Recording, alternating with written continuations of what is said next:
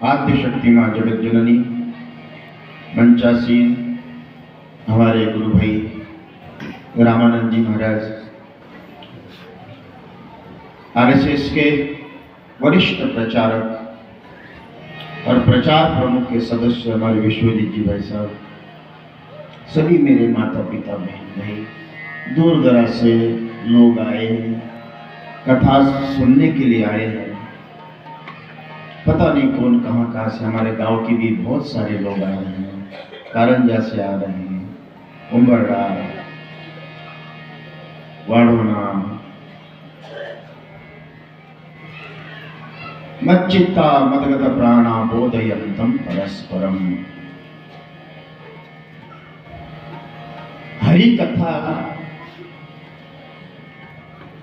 यह संसार की व्यथा को मिटाने के लिए सबसे बड़ी दवाई है। संसार के कितने भी संकट, उसमें अगर शांत रहना है तो उसके लिए हरि कथा इस संजीवनी है। संसार में शिकायत, समस्या, सुख दुख, अधिकतर व्यक्ति का जीवन दुखों में बीतता है। संसार का हर एक क्षण आपको कष्ट देता है। ऐसा कोई भी क्षण नहीं है या कोई भी ऐसा व्यक्तित्व नहीं है संसार में रहने वाले जीवात्मा से शिकायत नहीं है।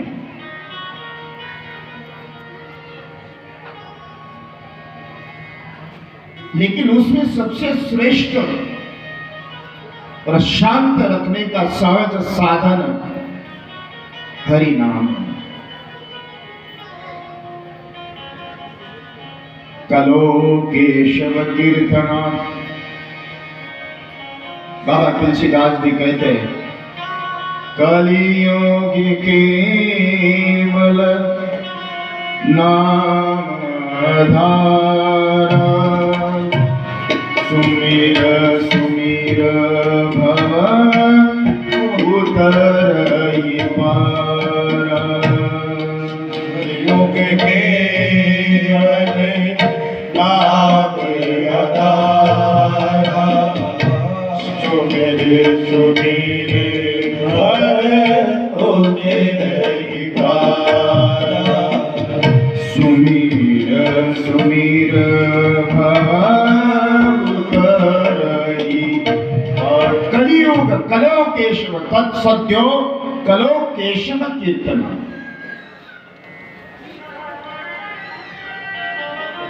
उस परात्पर परमात्मा के चरित्र का श्रवण ही पवित्रता और परम पेद और परम शांति, ये खाली श्रवण मात्र से, ये श्रवण मात्रे या पठना श्रवणवा सद्यो वैकुंठ फलदायक।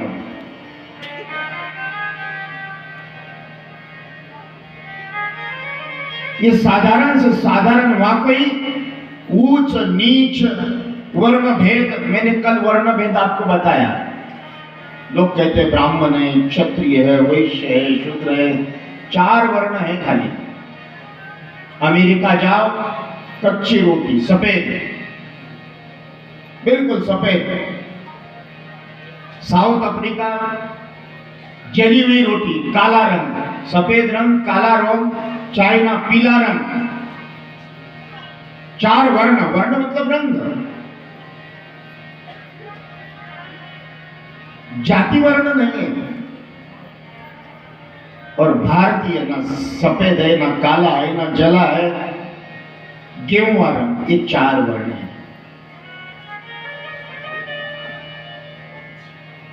यहां परमात्मा के श्रवण के लिए कोई भेद नहीं है। अपि चेतसो दुराचारो,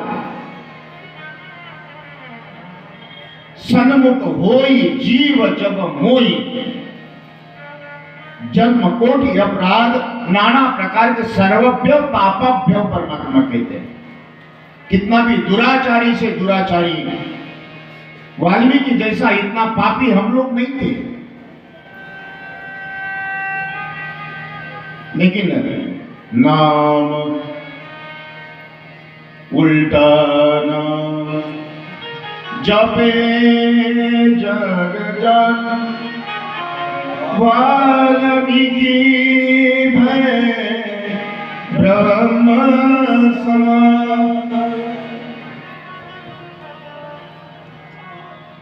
हमारे एक साधारण जीवात्मा के लिए हरि, विठ्ठल, राम, कृष्ण और उसके चरित्र, यही जीवन के लिए सबसे बड़ी परम पवित्र संजीवनी इस मृत्यु लोक में दी है। तव कथामृतम तप्त जीवनम कविभिरीडितम कल्मषापहम श्रवण मंगलम।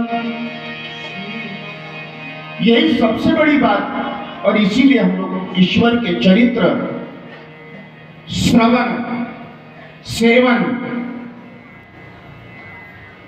और ईश्वर का सानिध्य, इस साधारण जीवात्मा के लिए कोई जप नहीं करना, तप नहीं करना, समाधि नहीं लगाना, कोई संकल्प नहीं करना, हवन नहीं करना,